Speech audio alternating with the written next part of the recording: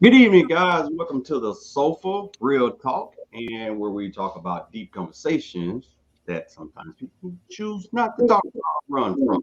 And we have two lovely guests, which I'm going to allow them to introduce themselves. And we're going to start off with our newcomer here, our new guest. If you don't mind, sir, if you could just introduce yourself. Yeah, what's going on?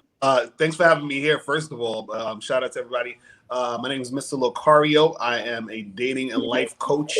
So I coach men and women on dating and relationships, helping them find exactly what they want in their dating life. So that's what I do. You know what I mean? All right, awesome. Miss Yeah. Whitney. I am Evelyn Whitney, author of the book Truth Speak Some Real Reasons Men and Women Don't Communicate. For an introspective walk through your own heart to clean out the cobwebs in your experience that prevent you from having the connections that you seek instead of just the company that you find. Awesome, awesome. So, how long have Lucario have you been doing the life coach the same is the length of your online? Oh yeah. It's been about like since 2008. So it's been over a decade that I've been doing this work. So yeah, just been grinding it out since then. You know what I mean? So it's been Okay. good. You know what I mean? I've seen a lot of different changes, especially on YouTube, and just like working with different people over the years. So it's been good. You know what I'm saying?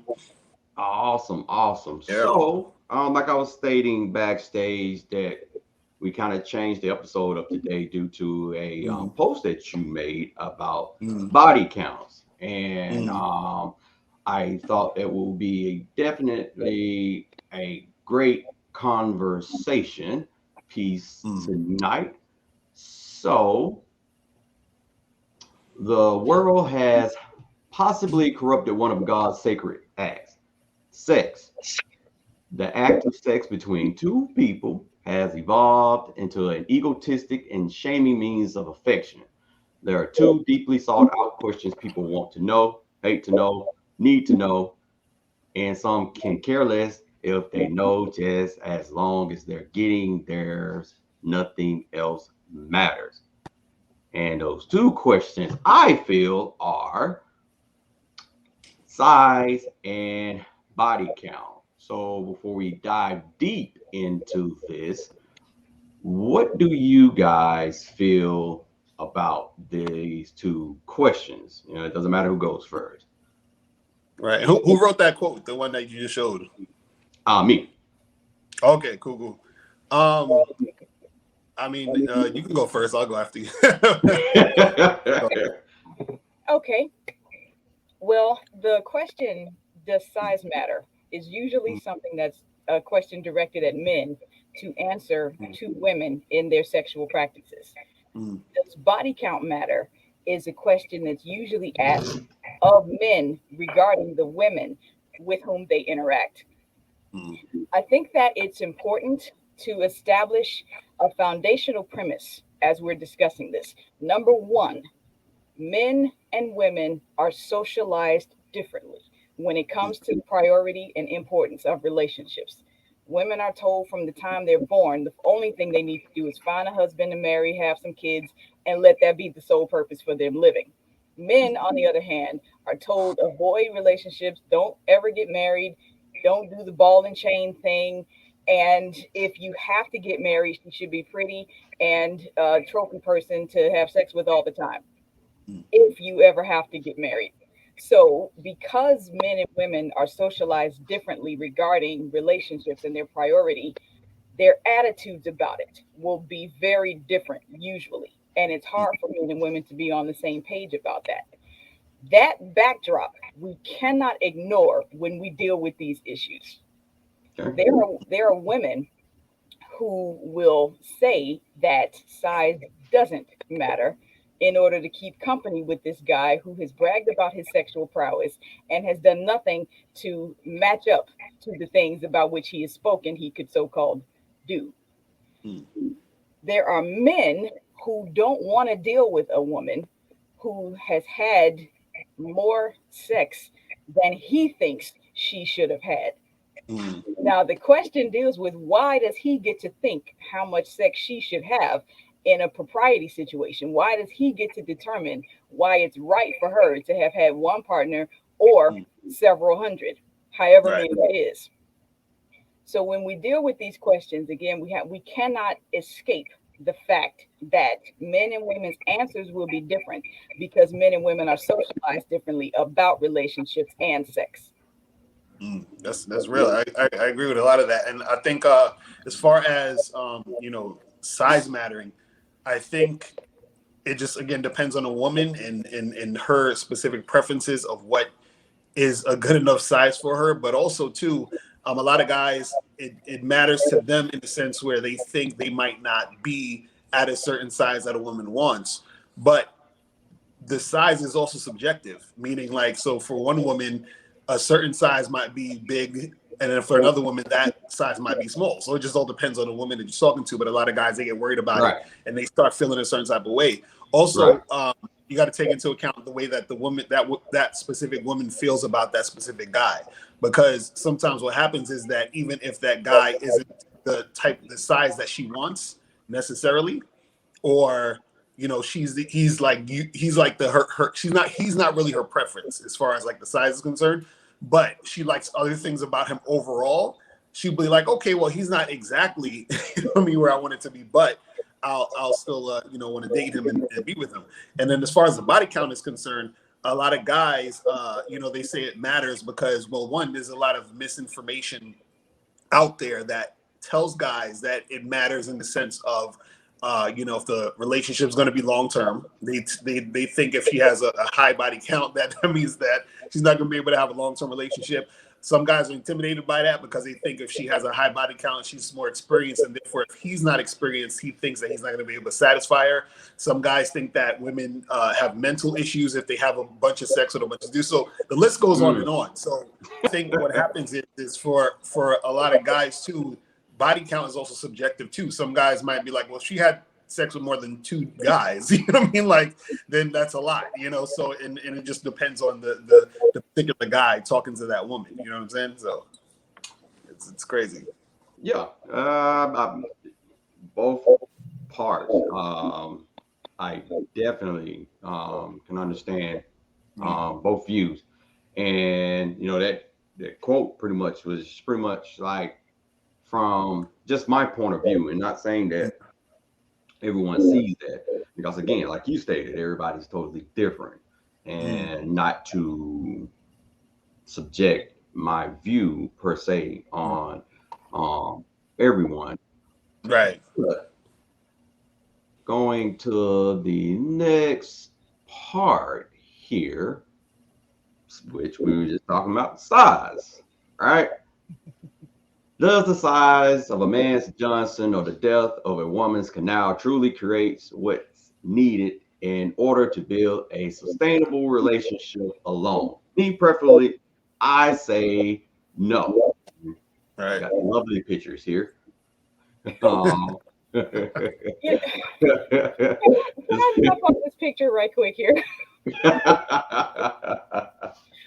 So, Oh goodness. look at doing that. I mean, well, after saying that, what do you guys take? I know you did a little spill already, kind of hitting on some of that, on the subjection of the size and the body count, but just to go a little bit more in depth from you all about how the size has and the depth, and you can even go as far as talking about a woman's dryness, and it's a particular turnoff for particular men, and going back to what you were saying, Mr. Ligario, about the size, that one size may be okay for this particular woman, and that same size may not be right for the woman that comes after her. So right. I mean, I'll just say real quick is that, like, as far as sustaining a relationship is concerned, I think a lot of people misconstrue the act of sex and an actual like full relationship, if you're in a long-term relationship or whatever it is like that, because what it is that sometimes people put sex on a pedestal so high that they think that that is the end all be all or the most important part of the relationship. Now, it is an important part, but it's not the most important part, because what happens is that even if we look at it, from a bird's eye view, when you're actually having sexual activity, it's not really that long. You can have sex in like 10 minutes. A lot of people don't even realize how quick you can actually have intercourse. A lot of people, they think it's supposed to be for hours, and we're gonna something like the. I think they said the average time that people have intercourse is like 7 to 9 minutes. So if that's the case, you're gonna have sex between 7 to 15 minutes. What else are you doing outside of that? You know what I mean? And so what happens is that the relationship, as far as what goes on outside of that, there's a lot more things that's going on that can also be substantial, that can keep a relationship together.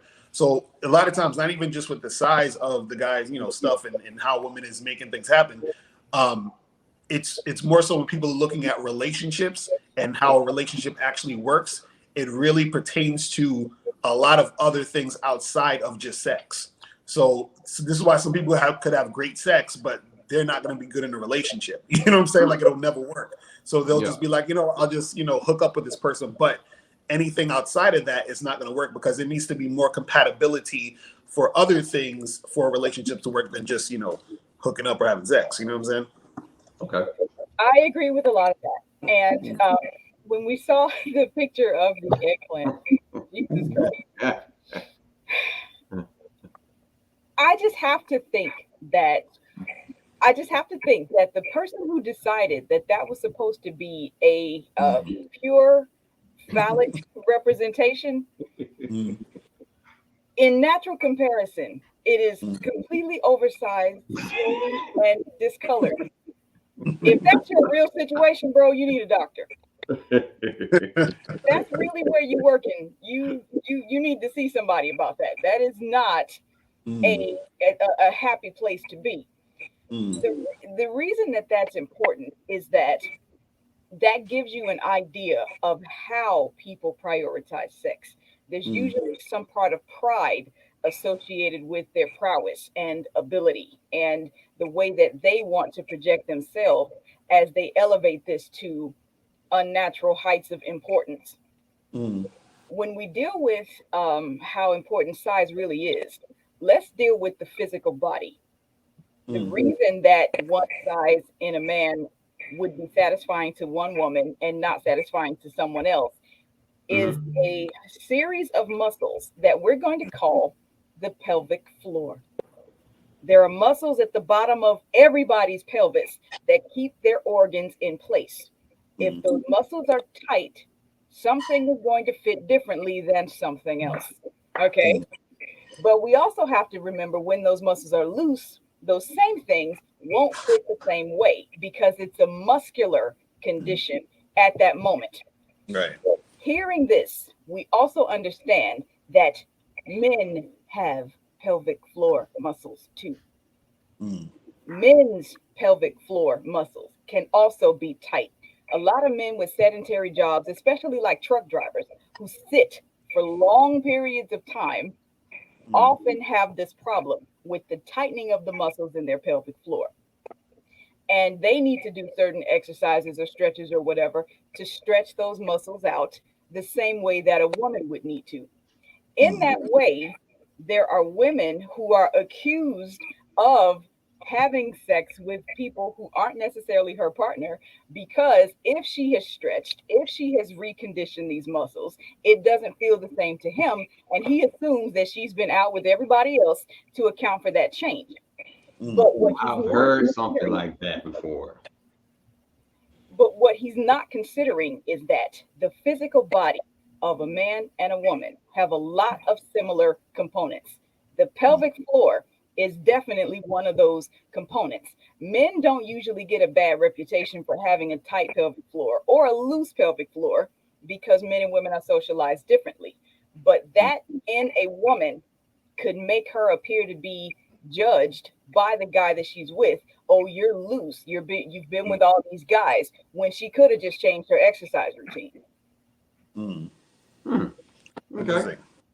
So it kind of brings up about the relationship part, where how it's just sex has become overrated, like you were saying, and put on a pedestal. And not saying that it's something not needed in a relationship, definitely in a committed relationship, but just throwing off three things that sex is primarily used for is the consummation, the point at which something or someone is complete, the only true means of marriage, regardless of whom. And this not to shoot down anyone that believes in the paper that they've signed. I get a lot of slack off of me saying that the paper doesn't mean anything. And I don't mean it in a sense of it doesn't have value, because it does, because both of you guys are going and signing, and it shows proof. But it is a part of a man's law, where back previous, before man made it a law, you didn't have to sign a paper. Right. Consummation was that actual signature. And so two, marital sex, a connection through mind, body, and soul that brings forth an unbelievable joy in this dance. Not being able to connect on all these levels can pose a problem for either partner, if not both. Again, going right back to you saying the sex may be good, but if you're not connected mentally, or you're not stimulating, definitely men are not stimulating her mentally, then there's really nothing there other than just sex. And then you have the procreation, which a lot of men throw out. Hey, that's the reason why they have sex, to procreate. When some of them don't tend to stay after procreating in the first place. So you do have that as Right. well. Exactly. And so then we hit that wonderful body count question.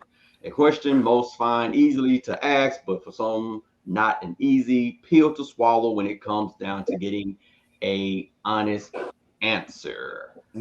So before we go into that, what do you guys take on the body count? The funny I mean, thing, well, I'm I know sorry. you go ahead. No, you go ahead. Whatever. The funny thing I've seen regarding the body count is usually men have that as a hang up, but if they're sleeping with everybody, where do they get the nerve to decide that someone else has slept with too many people?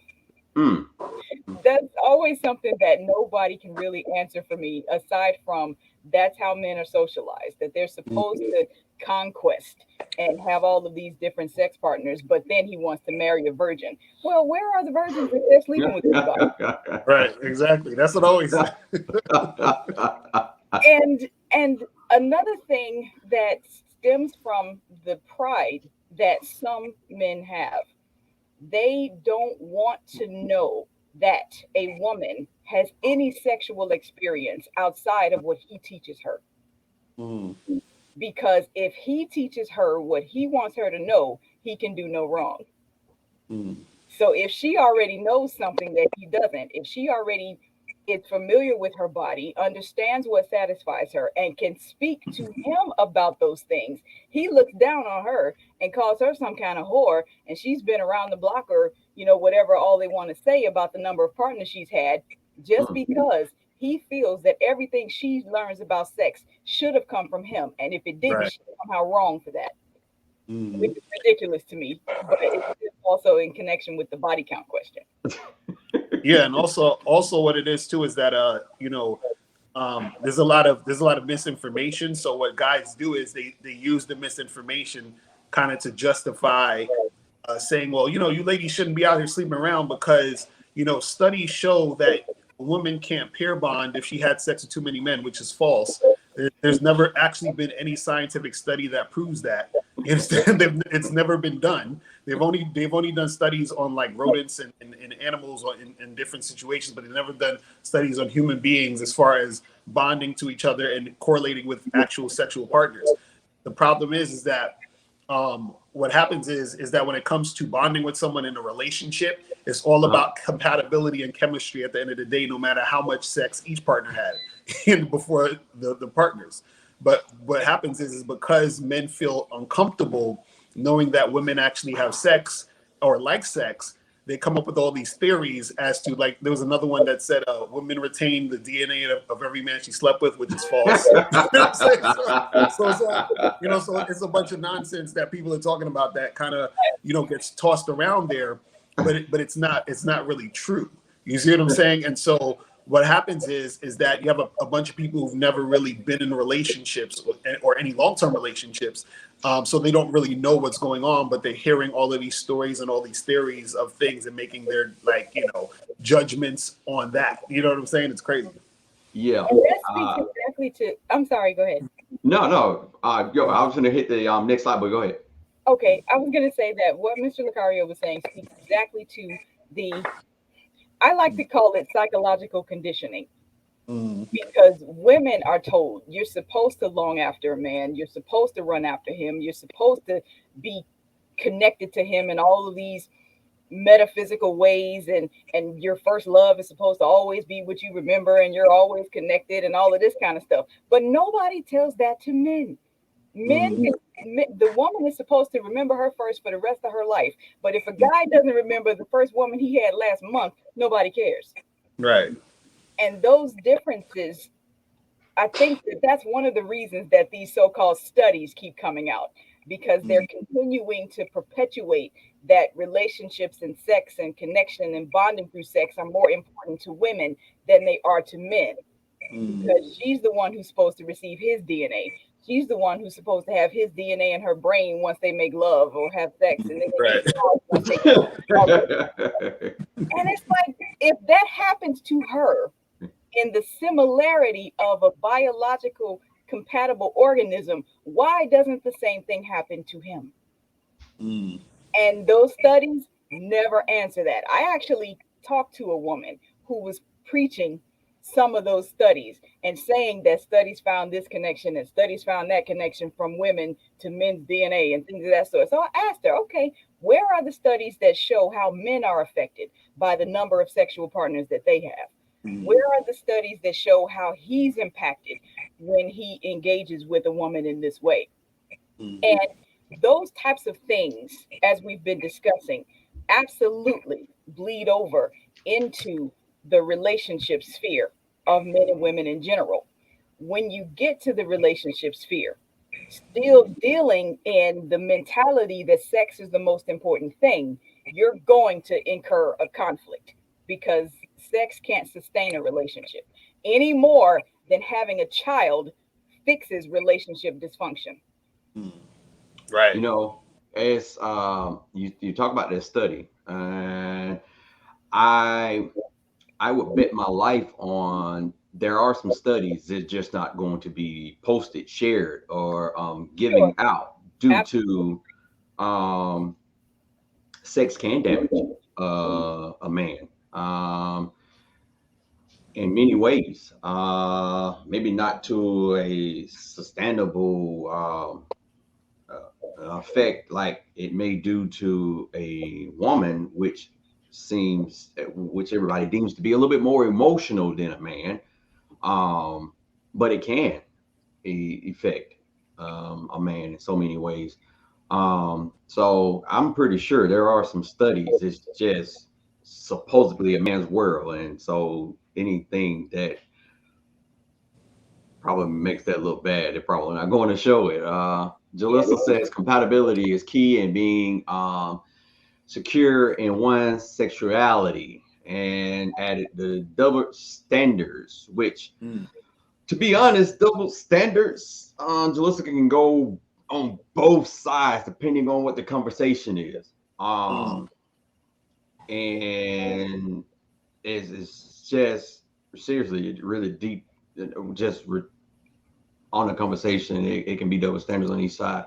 It sure does not sustain a relationship. No, it does not. No matter how good it is, it does not sustain a relationship.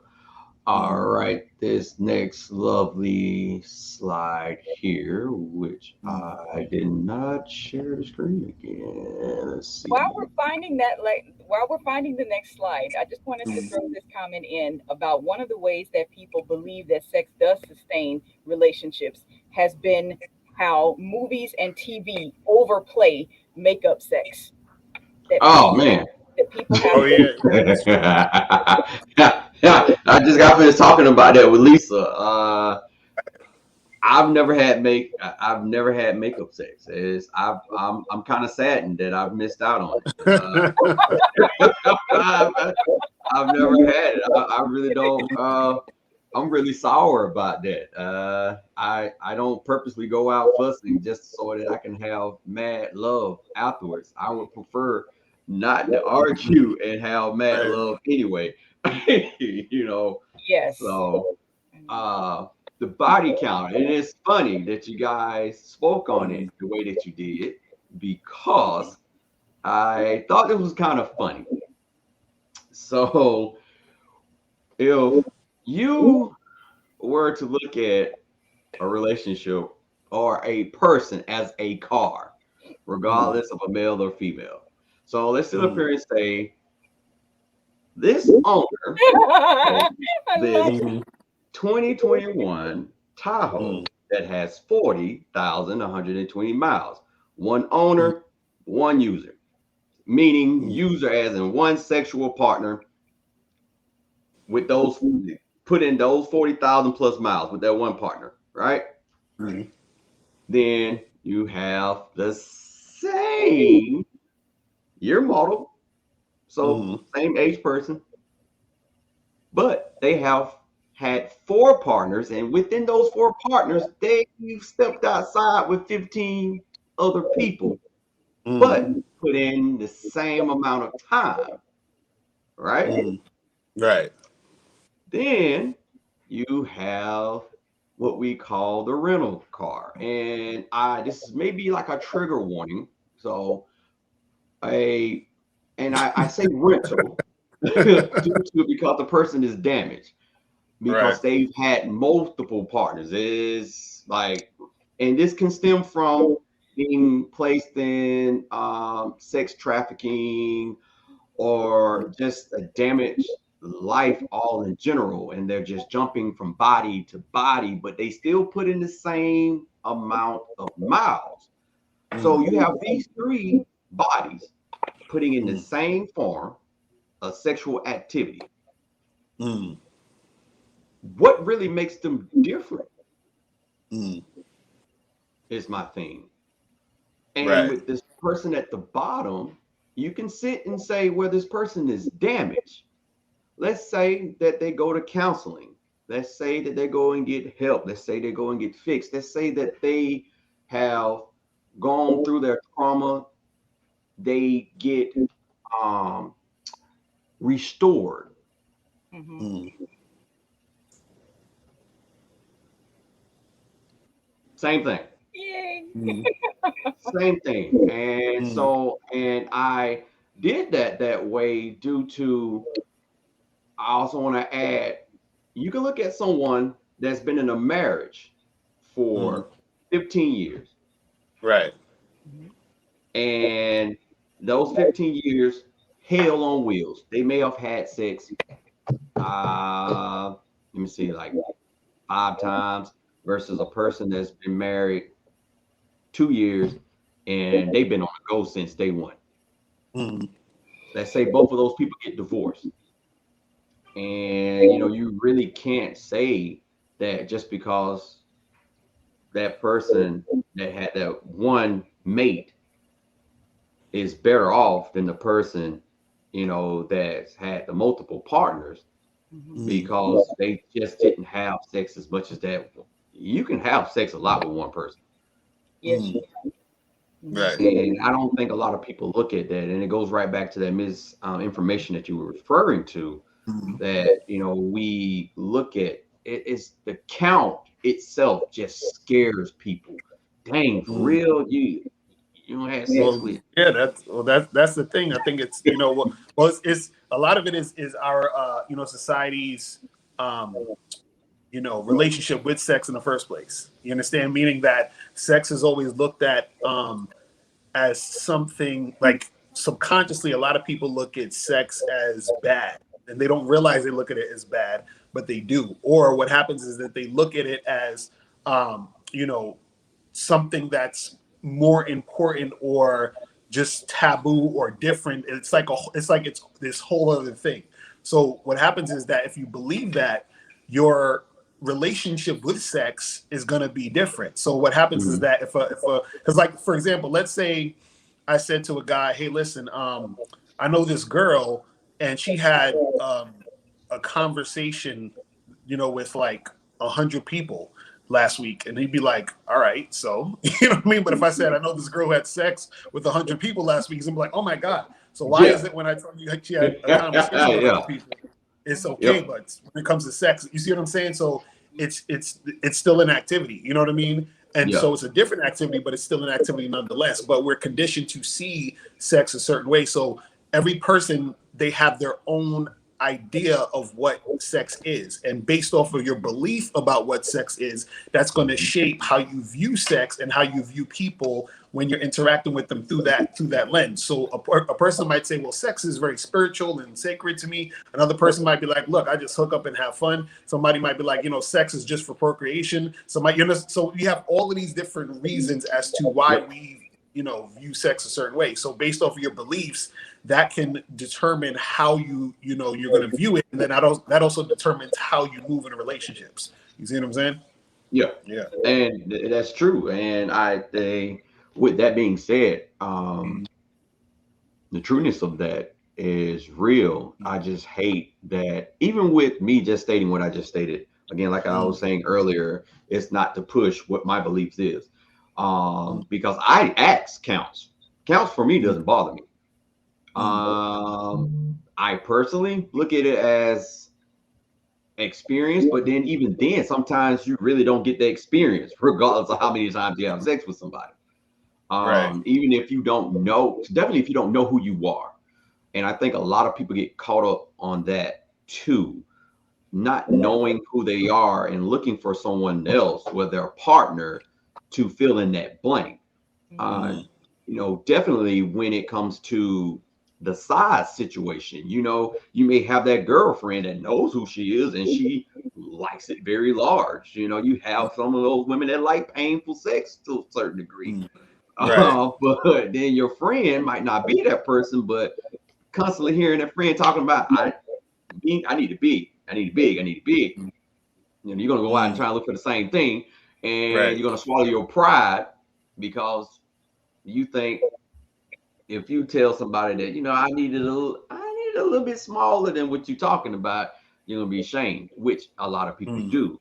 And it's definitely, if you look at the songs, you listen to the songs now, they're talking about the wetness and the largeness of a man's penis is needed in order to be fulfilled. At some level, I do think that there are women who are coming into their own sexually and being able to determine what satisfies them and what they're looking for, and how that connects to just casual activity or in a relationship. They're able to say, this is what I want, this is what I'm looking for. And a lot of people don't accept and appreciate that.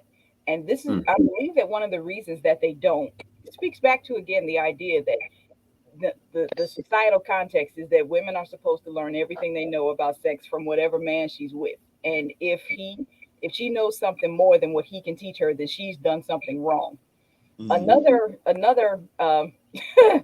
fallacy in this whole discussion is the idea that when a woman is sexually expressive about her natural desires, it's usually always associated to some trauma. That's true.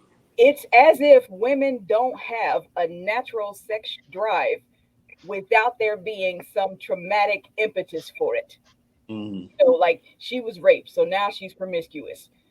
That doesn't have to be the situation, but it's easy for people to believe that, because short of that, She's back to being learning whatever she needs to know about sex from whatever guy she's with.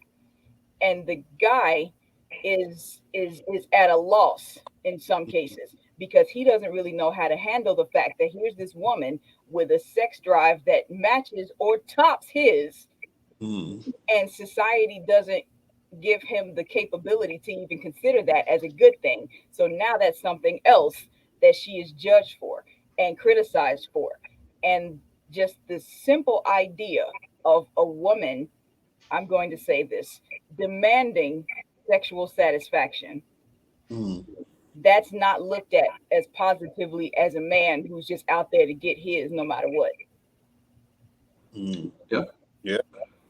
Because to be honest, and piggybacking off of what you just stated, a lot of women have been groomed and unconsciously, I'm gonna say this, to where to like a particular form of or form positions of or amount, or again going back to size or whatever sex due to their previous relationships.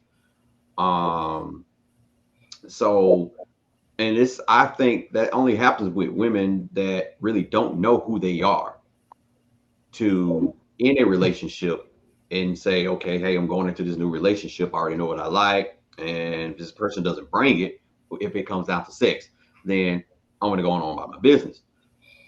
Society does not give men the capability of having that discussion. And when I Yeah. say society, I'm talking about the general idea that if a woman is articulate about her sexual desires and premises, then there's something wrong with her. She's broken. That's how that's normally received. And it shouldn't be that way. I had a guy ask me one time, no, I was not dating him. He asked me, do women expect to have an orgasm every single time they have sex? My answer to him was, men do. Right. So why shouldn't she expect to be satisfied in this act that she's just as involved in, just as present, hopefully? You should have heard him begin to fight those notions. No, that ain't right. No, no, that ain't right. That ain't right. And I said, okay, what's wrong with it? No, no, no, no. He really didn't have an answer for that. But what was funny is that there's three people in this discussion, me and the two guys. And then one of them asked the question. His friend was like, well, I'm not talking about myself when I answer this question. But what I'm going to say is, I forgot what he said, all of the preface that he gave for it. But the premise is, there are men who feel like a woman is responsible for her own sexual satisfaction. If she is having sex with him, then she is responsible for her own orgasm. I actually believe that, though. I believe that. But because again, we will never, unless she says something, we can be sticking all day long and not hitting the spot that we think that we're hitting. And so we have to at some point open our ears and listen to, hey, you might want to go to a little to the left, or if you go deep to the right, what I'm saying, you hit that spot, but yeah, I feel the same because way. I believe that what it is that men and women, like when they're having sex, we assist each other with the orgasm, but it's ultimately up to the person to have it. You see what I'm saying? So I could say I've never made a woman have an orgasm. I've only assisted. You see what I'm saying? And vice versa. Like she's there, like it's not like, so for example, if I'm with a woman and I can't get it up, I'm not going to say it's your fault I can't get my penis up. No, that's my fault. It's not, like you can assist me, but it's also really up to me to get it up. So it's the same thing with orgasm. You gotta, now the thing is this is, there are times where, and also I'll say this too. It's like, let's say if a man or woman is in a sexual situation and they are not enjoying what the partner's doing, but in their mind, they're like, man, I wish he or she would do this. If you don't say anything, they're not going to do it.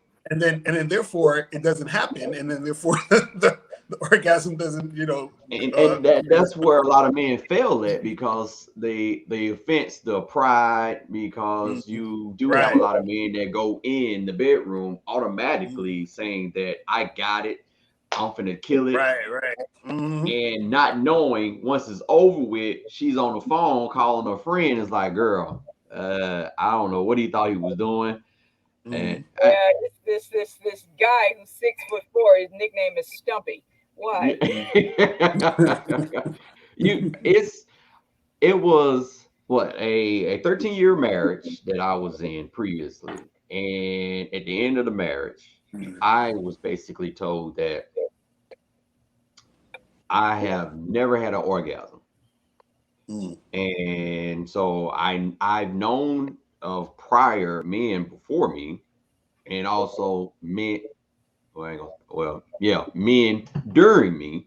So basically stating that no one in her life, basically up to this point of her telling me this, has given her an orgasm. But miraculously, after the divorce, and we're somewhat friends at the moment, she explains that this particular person provided an orgasm for her.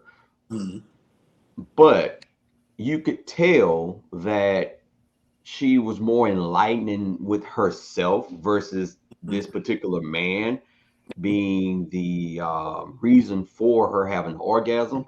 I can honestly sit up here and say, I can tell you why I didn't do it, because again, the connection between us was not there. It was a force. Probably after the first 2 years, it was a forced marriage that should have been ended. And on my part, again, due to societal premises of what a man should be. So I'm a disabled man, can't do anything, can't walk, what woman's gonna want me type thing. So I subjected myself to that form of life. And it wasn't until I had to realize that I had to be okay with myself, regardless if a woman wanted me or not. And Right. but just to hear her say that, it was just so funny. And I can just remember it was moments where it was just like a jackrabbit, just trying to go ahead and try and get mine pretty much, because there wasn't any it wasn't any movement, but it all came from the connection between us two. There wasn't anything sexual, arousing, romantic. And so yeah, I definitely can understand why you feel that I didn't do anything for you and whatnot. But it's just so funny how people go around and say, oh, well, this person didn't make me do this. And we're basically talking about it is up to that person at the end of the day, because a man really can control, if he has control of his breathing and his emotions, is how he lasts longer or explodes a little quicker. He blames his own because she's too wet, or hey, every once in a while, may have a pre-ejaculation type situation. Got you just extremely overly happy for the moment, but outside of that, it's really down to the people, like you said. And while we're talking about certain societal factors, there are women who will not say what satisfies her to the man because she feels like he's going to judge her. Because again, if I say that he's not satisfying me, then he's going to disappear and I'm never going to see him again. And my chances for getting married and having kids are going to go out the window, because that's what makes me valuable. Men don't carry that burden when they have sex. To them, it's just what it is. And it's going to be what it is when it's over, because they don't carry the same pressures regarding sex that women do. And they don't have the same um, stifling, for lack of a better word. They don't have the same stifling to quiet what their desires actually are as women do. And that makes it much more difficult for some women to articulate what would satisfy her and what doesn't. And yes, that can kind of get into the relationship dynamics between the people. I think that there are people who end up having sex before they learn how to talk to each other about anything, much less something as serious as sex. So if they don't know how to talk to each other and communicate and really have that other person understand what they're looking for, what they need in a connection, Mm. the ability to have that conversation about sex, it Right. doesn't exist. It's not even negligible in that. You can't even think about it in existing in that way.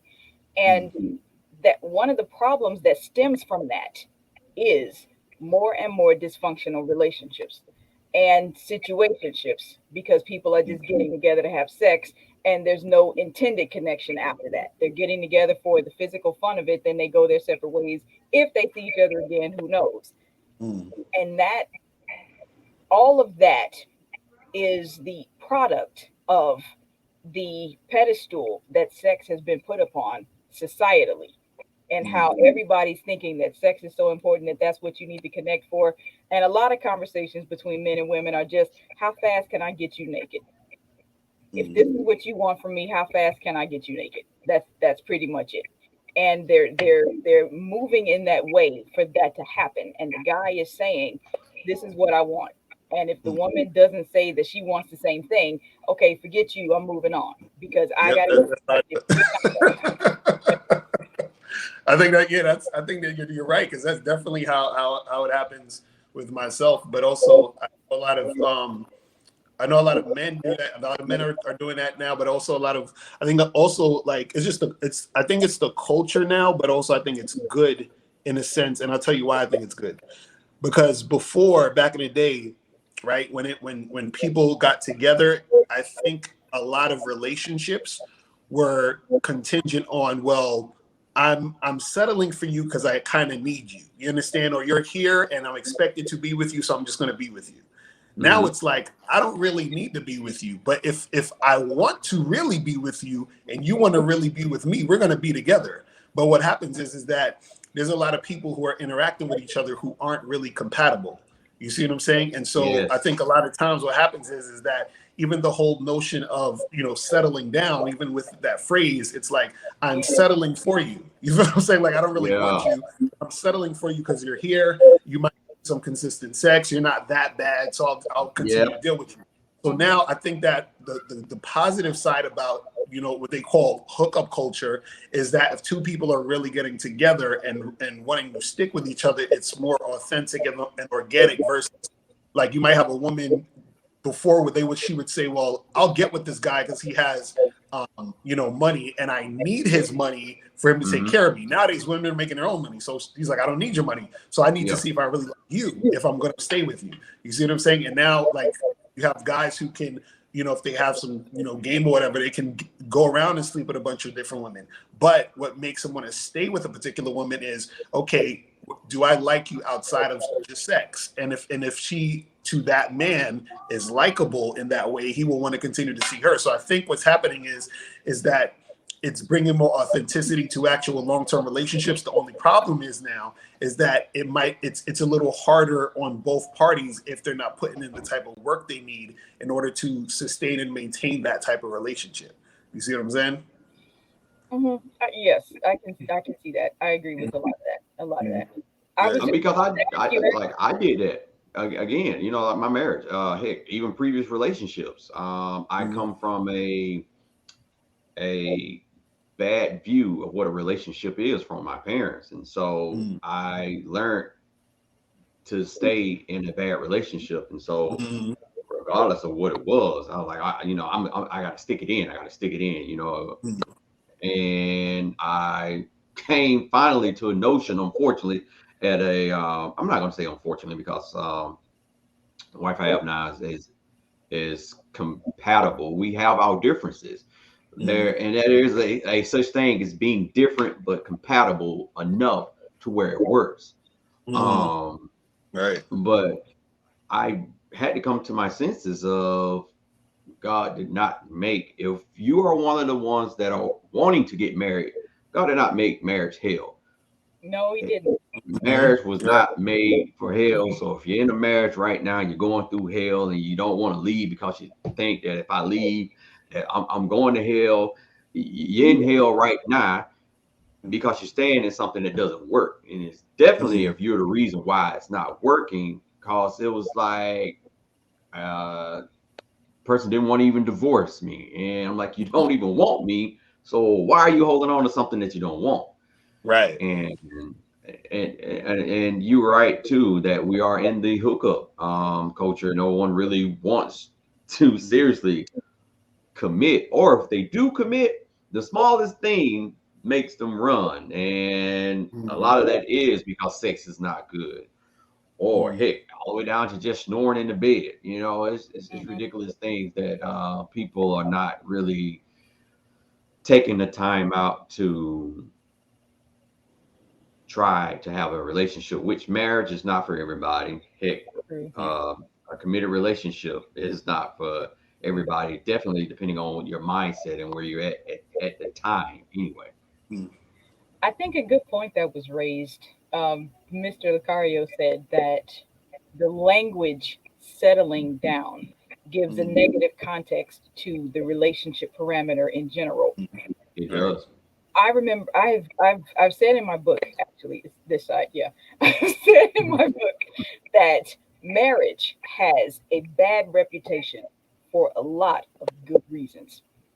And some of those good reasons are the kinds of things that we're talking about. The way that people feel in general about marriage has a disdainful approach to it. You're settling down. This is ball and chain, and she's gonna ruin all your fun, and and all of those negative things. They're an older generation of women would call their husbands old farts, and just all of these negative pictures of what marriage is makes people wonder, why should I want that? And when there's no answer to that question, the premise and the lofty empowering that a marriage can be to a person's soul, if you are a marriage person, because like we said, it's not for everybody, but if you are a person who would thrive in a marriage, you don't get that opportunity because of the way that marriage is projected so negatively in general. And that, in tandem with society pedestalizing sex, not marriage but sex, this is Mhm. like a twofold punch to the lasting connections and commitments that people could actually enjoy if they took the time to get out from that societal pressure and those impositions and decide for themselves that they want something better and something different than what they've seen thus far. So, we're close. We're pretty much at the end of the show, in which I love to change the narrative on some of the questions that we are talking about during. And so, first, due to environmental surroundings like family and outside influences, understanding who you are first is the most important thing when it comes to finding the best partner that complements you. And Mr. Lacari has talked about compatibility. Right. You'd be very surprised how, and again, it doesn't mean that the person isn't different. It's going to be a lot of things that you guys are not going to be compatible on, or I'm not even going to say compatible, but might not like. Just because this person don't like broccoli and you do, that doesn't mean that you're not compatible. Right. Right. Exactly. Exactly. Yes.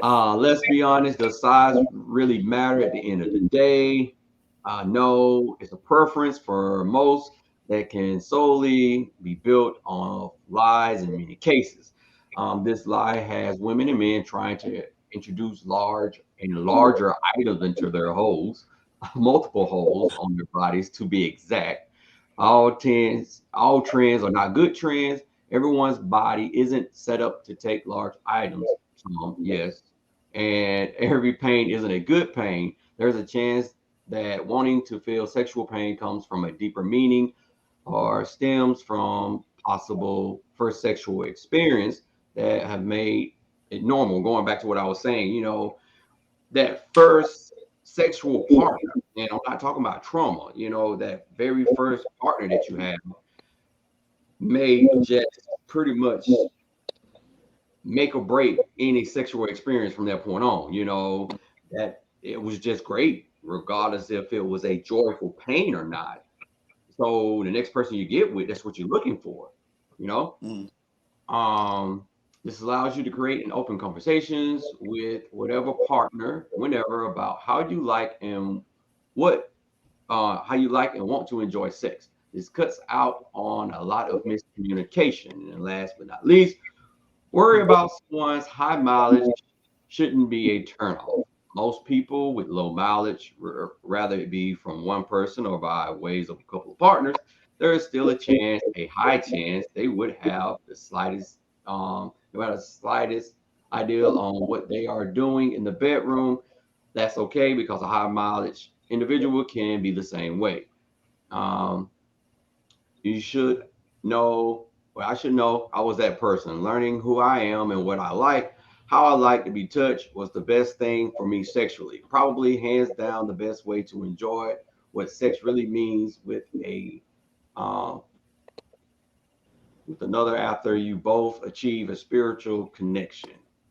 So again, emphasizing on knowing yourself is very important. Um, can pretty much emphasize on, if you don't know males, what gets you off, and I'm going to use this as a reference. A lot of men like blowjobs, Mm. and so there are some cases where you may have a woman that may, in so many ways, know what she's doing per se, but if it has to be done a certain way, and you're not telling this person that, then yeah, you're gonna be there for 30 minutes, 40 minutes, and then you're gonna be like, man, just go ahead and stop type thing. And it's the same thing with the woman. If there's a certain spot down there that needs to be taken care of in order for you to get off, that if that communication is not there, which that is a hard thing sometimes for some reason, Mm. have that sex conversation in a relationship. Right. Mhm. Absolutely. Mm. So, do we have any notes to add, change up of the changing the narratives on why the size and the count shouldn't matter? I have Um, one closing thought, and Mr. Lucario, you can go first if you like. yeah, well, thanks for having me on. I appreciate it, guys. And yeah, I would say also too, I think the reason why, as far as like even for example, the body count thing is concerned, I think a lot of times for men, the reason why it's an issue is because of the belief that women don't like sex as much as men, or that women aren't out here having sex. And the reason why that belief occurs is because there's a lot of guys who are not the recipient of the sex that women are having.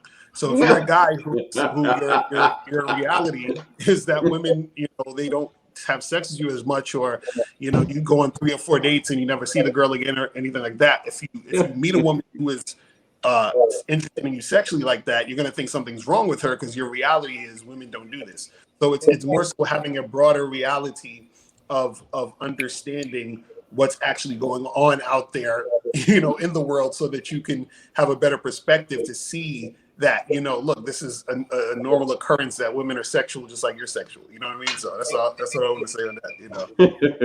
Exactly, exactly. And it's so funny because that's actually one of the points that I was going to bring up in closing. In connection to that, I'll just add that when we talk about um, sex and what it means to certain people and getting to know yourself, Mm. you have to take account of which societal influences you are susceptible to and the ones that you're not. Because the ones that you are susceptible to will definitely affect what you say to a person, what you expect them to say to you, and how Mm. you engage with that person altogether. And just like Mm. Mr. Lucario was saying, you know, that certain men don't expect that women are actually enjoying sex and having sex and having a Right. natural desire just as much as they. Why do they think that? Because Mm. that's a societal imposition that women Mm. aren't supposed to have a natural sex drive. They're not supposed to do all of those things. So when you're Going through this journey to get to know yourself, you have Mhm. to take inventory of which societal ideologies you are susceptible to, which things you believe, and which ones you don't. Mhm. Right. Well, Real stuff. and there you have it, guys. Another great show. For those that are just tuning in, you can definitely rewind back. We are starting in a couple of episodes. We are not only going to be live on Facebook, we will be doing live shows on YouTube. So let everybody know. And Mr. Lucario, I know you're on YouTube a little bit more, if not Mhm. mostly. Definitely, Right. if you don't mind, I can shoot a couple of episodes, titles to Mhm. you, and if something Oh stands yeah, out and yeah, you want to be a part of it, definitely. we'd love to And have I you on. I'm gonna be honest send me with a you. clip. I'll post it up on my channel too if y'all want to do that too. You know what I'm Okay. saying? And if anyone else is watching, you could also hit me up on at real Mr. Lucario on Instagram, and my website is mrlucario.com, and also my other website is badboymembership.com. So if you guys want to check me out there, you know what I'm saying? Okay. Yeah, I was just gonna tell you to plug yourself, so you kind of read my mind. Right. Do Wonderful. you have any books coming out yourself, or you got something out? I got a few books out right now on my website, mrlucario.com. So I have like damn near like 6 books now. But you can find all my books on mrlucario.com, and also in my membership site, Bad Boy Membership. That's for the guys. So I teach you step by step dating advice on how to attract women and stuff like that. And also I have a Game Kings a documentary. It's a documentary about manhood, masculinity, attraction, game stuff like that. So you guys can check that out on mrlucario.com. Yeah. Cool, Yeah. awesome. Yeah, we have a lot of sex likers up in the comments. Yes. But yeah, so guys, if you stay on for just a little couple of seconds, you will see how you can catch our podcast or locate our YouTube channels, because we do after a couple of days post a video on our YouTube channel. And until next time, we totally appreciate it. You guys have a great night. Thank you, Peace. We guys. out. Bye. Thank you for having me. Thanks for having me too.